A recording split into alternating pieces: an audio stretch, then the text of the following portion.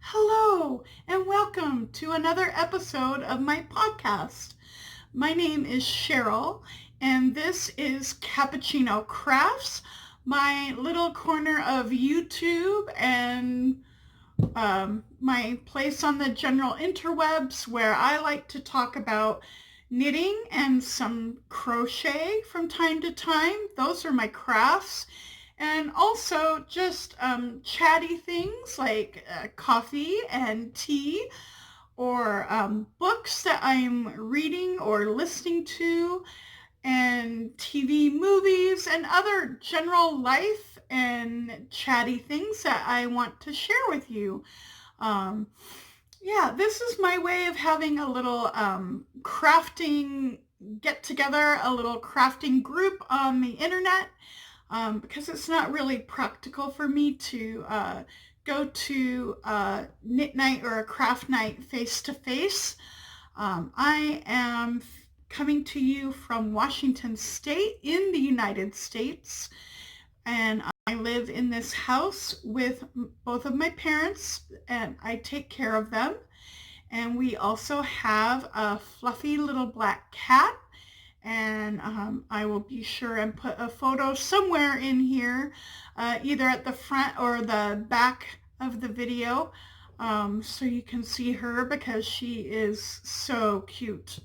Um, anyway, yeah. So please settle in. Get yourself a delicious beverage of your choice and get your yarn, your thread, your hook, your needle, maybe a spindle and some fiber, whatever you need. And let's have a great little crafting time together. Yeah, it's been a pretty good crafting week for me. Um, I am nearing the finish of this cowl. I just started this round, the ribbing for the top. So I'm done with the pattern part. And I tried it on and I thought about making it a little bit taller because I have some yarn and I could go a little bit further. But, I don't have a long neck. And when I tried it on, I was like, this really is going to be the right size. And I don't want it taller. Otherwise, it might cover half my face. Which, well, that might be a good idea too, but not what I was thinking of. So, anyway. That's that. So that will soon be done. And, oh, let me show it to you one more time. The name of this pattern, which I highly recommend, is Estella by Daniel Nunez. And it is clear, and I like the combination of the stitches, and it has both written instructions row by row and a chart. So whichever suits you, they have both options available, which I think is great. Yeah. Also, I am nearing the end of the second sleeve of my favorite color cardigan, which is a really good free pattern from Knitty. Knitty.com is a online knitting magazine, and they publish 3 or 4 issues a year. And on their website, they have all the back issues, which they've been posting for, I'm not sure how many years, but for a long time, for many years. So there's quite a catalog of really good free patterns. So that's that. And you can tell that it really is time for something new. Otherwise, I'm not going to have really anything to work on. And so I was searching through patterns on Ravelry and thinking, and I looked through my stash to see what yarn I wanted to get out and let have it stay in the sun. And there's a very special yarn. It is a blacker yarn from Blacker Mill in the UK, somewhere in England, but I'm not sure where they're located in England. But they make really lovely yarns, and I am swatching. And you might notice it with your eagle eyes.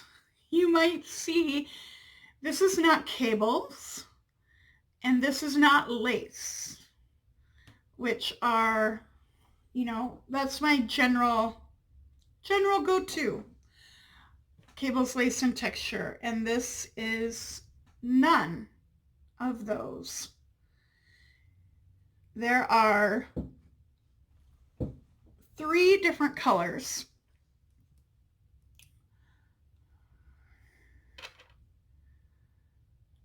That I'm using. This is going to be the main color, and these will be the 2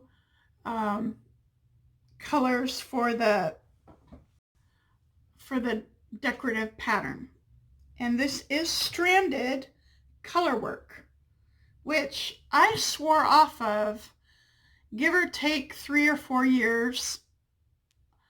About 30 years ago was the last time I made some stranded Colorwork hats for Christmas for my people in my family. And I did not like stranded Colorwork. I did not enjoy it. I did not enjoy making those hats. I was really glad when they were done, and I swore off stranded Colorwork completely. And that held for literally decades. But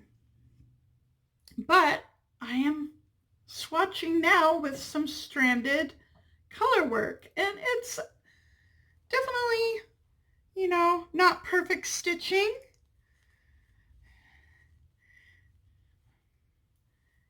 I will show you the inside. These are my floats. You can see the floats.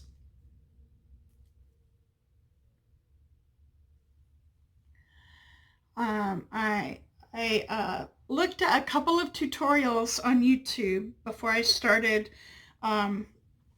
doing the Colorwork pattern in the swatch. I watched one by Very Pink Knits, and I watched one by Arnie and Carlos. They both, Arnie and Carlos, I'm pretty sure they're Arnie and Carlos on YouTube, but details will be in the show notes in the description box below. Anyway, and Very Pink Knits does really great tutorials too.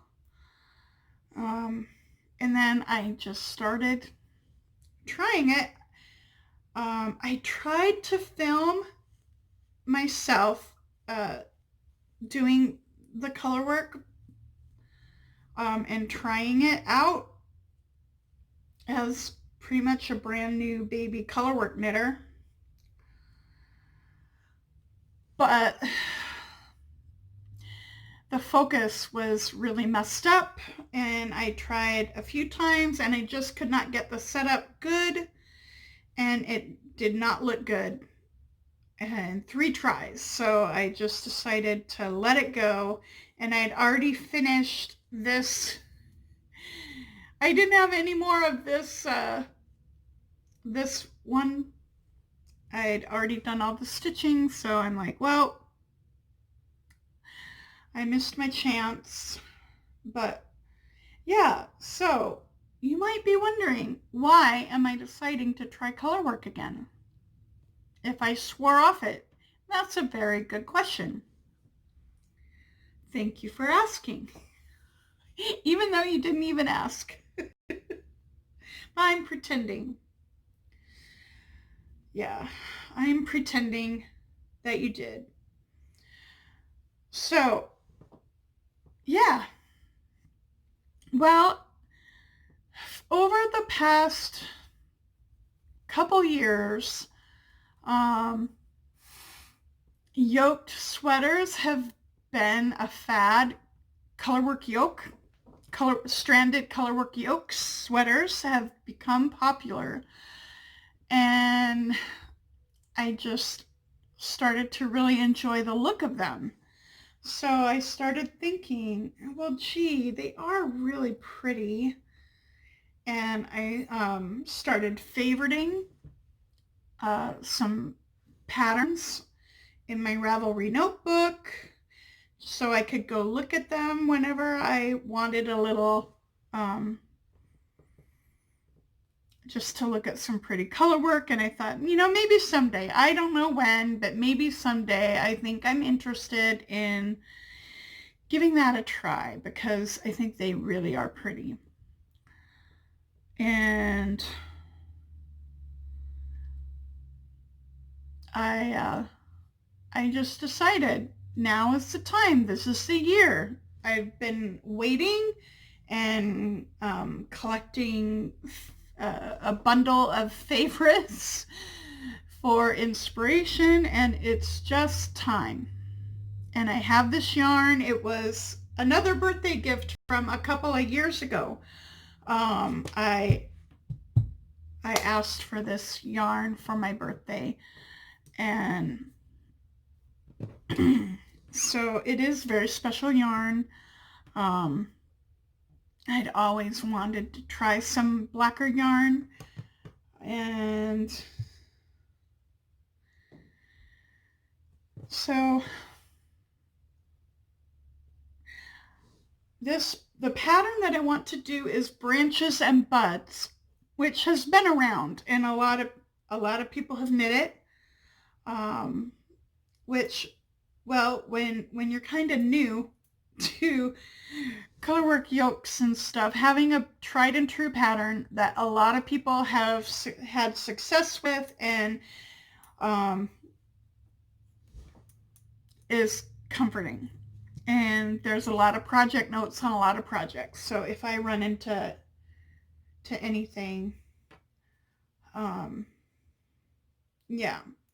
And it just fit the number of colors that I had, and it fit the yardage that I had, and it just seemed to be a really good choice. And I have, I've seen a few people on YouTube wearing a branches and buds sweater or making them. I've seen a couple people make them in their podcasts, and I have always thought, when I've seen it, that it's a very nice looking sweater. It also has the advantage of being a very simple pattern. It's not like a complicated Fair Isle motif or several motifs, and or it's not bohus, which is gorgeous. Boho sweaters can be really beautiful, and the way that they mix colors is really different. But yeah, that can have, I've looked at some of those patterns, and they have sometimes like 15 different colors or even 20 different colors. And you can have, like, at least with Fair Isle, the general I think it's a pretty hard rule that with Fair Isle, they stick to, in one row, there's only 2 colors used in one row. And you keep switching colors out, but within each individual row, you're only 2 colors are going around that row. And so, yeah, this is it's a very simple motif, very easy to see what you're doing. Well, except with this color, the contrast is very low. It'll be interesting to see how it looks in the video, if it shows up very much at all. This is very low contrast between these 2 colors. But these 2 colors have a very good contrast, and you can see how simple that pattern is. It's very easy to know where you're going. And even when I was swatching, by the time I used the second color, I pretty much had the chart memorized. I mean, it's basic. And that's what I need. I need basic, very basic. So it's a good fit. It's a very pretty sweater. And I am excited to go on this adventure. Okay, so that concludes the crafting portion of this video. And yeah, I watched Doctor Who and another really great episode. It was very touching. It really, it was a little bit of a message episode, but the message was done subtly, and also it was a message that really hit home for me, and I feel was a really, really great message. So I loved it. And it was weird. It was a little bit weird and creepy and kind of mind-bendy too. You're like, how does this come together? And what? You know, so it was trippy, creepy, weird, all the things that Doctor Who does really well. So yeah, I like that. It was a great episode. Also, I last night or 2 nights ago, binged the last half of the final season of The Good Place. I knew that the last episode had aired, and I'm like, okay, it's time. I'm gonna binge it, and I did. And I think binging it was a good choice. I liked not having to wait, and I've said it before, a lot of shows, a lot of series, even really, really good ones, have trouble sticking the finale. The ending, no matter how good the show was, sometimes the final season or the finale episode can just be a complete mess. And this was not. This was so good. And it's exactly what I would have hoped that they would go out on, a really strong finale. And they gave resolution to the characters and, you know, demonstrated their character growth and included a lot of the funny little side characters that have been in and out. And so it was good to see, you know, oh, that person, and you know, so it was great. It was really, really well done, and I was very happy. And also, a lot of shows don't, either they rush to the finish and you're like, no, there wasn't enough. They didn't have enough time. And some shows just go way past their prime. And you're like, oh no. What became of that show that was so good? This show was right. It, I still wouldn't mind seeing a little bit more, but it didn't feel like they rushed, and it felt like they did tell the stories that they wanted to tell, and it didn't feel incomplete in that way. So it was like the perfect amount of time. It was a good time to end, and they stuck that landing so well.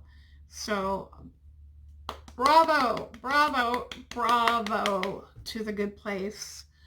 And it was a fun binge. And yeah, it felt good. Also, I started watching a new series that just came onto Netflix. Locke and Key, which is kind of a spooky, creepy haunted house sort of a thing. Which, yeah, I like spooky, creepy atmosphere. And it looked like it had lots of interesting kind of fantastical, supernatural, magic-y things happening, which is always fun. And I'm enjoying it. I think I'm 3 or 4 episodes in. I think I'm in the middle of episode 4. It's about a family, and it focuses on the 3 children. 2 of them are in high school, and one of them is like 4th grade-ish. I know, 11 to 12-ish, maybe 13. Between 11 and 13. They don't say anybody's ages, but yeah, the youngest one is like 11 to 13-ish, and an older brother and sister, both in high school. The father has just died recently, a few months ago, and the family moved into the father's ancestral home in a tiny little town on the East Coast. And it's a spooky mansion-y thing. And there are keys. The magic part of it is centered around keys that are hidden in the house, and they have certain powers. Each key has a different power. And there are also kind of ghostly kind of entities that want the keys as well. And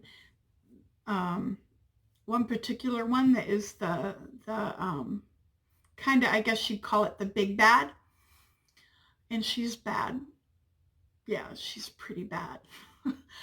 So I'm enjoying it. It's good so far. It's based on a series of graphic novels written by Joe Hill, and I forget the name of the illustrator, but I have not read any of those graphic novels.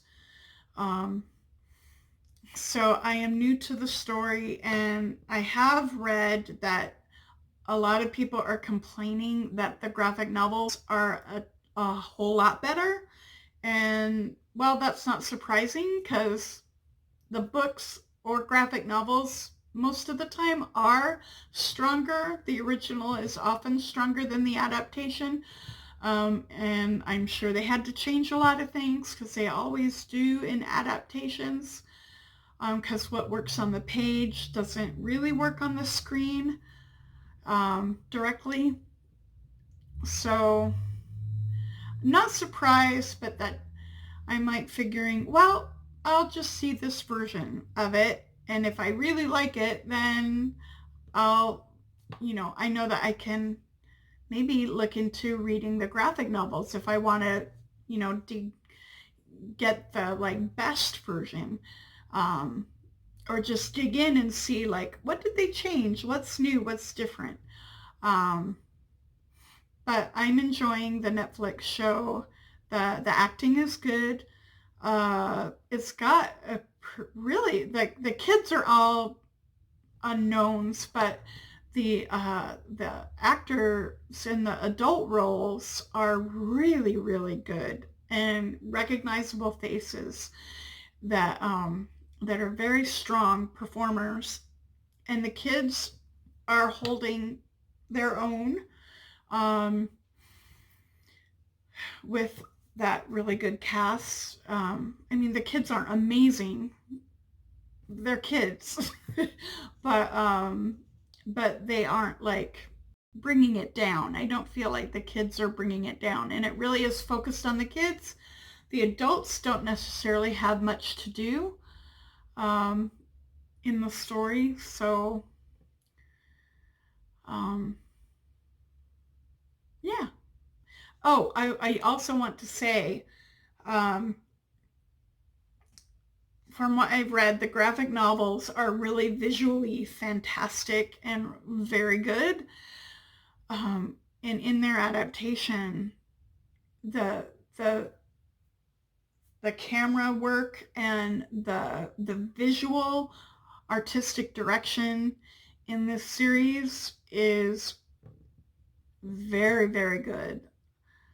The atmosphere, the visual designs, the whole the camera work, it's visually super strong and really nice to look at. It has a great look and a great atmosphere, a great visual atmosphere and visual details. So if it sounds like something you might enjoy, check out Locke and Key on Netflix. Um, yeah, and yeah, so it was a big watching week. And coming up is Valentine's Day. My sister will be coming this Thursday, and so we'll be together as a family for Valentine's Day and probably either bring something really good in or um, maybe I'll try one of those recipes from this Swedish cookbook or the Scandinavian cookbook. Um, we'll see. And I hope that you are having a great week. I hope that whatever you're working on, your projects are going well and turning out just as beautiful as you envision them. And I'd love to hear about your exciting projects. I know some of you are also trying some different things, and so I'd love to chat with you about your projects or whatever you feel like chatting about in the comments. And thank you for the people who have been commenting on the videos recently. That's fantastic, and I love it. And I enjoy talking with you there. And I hope your families are well too. And see you next time. Bye-bye.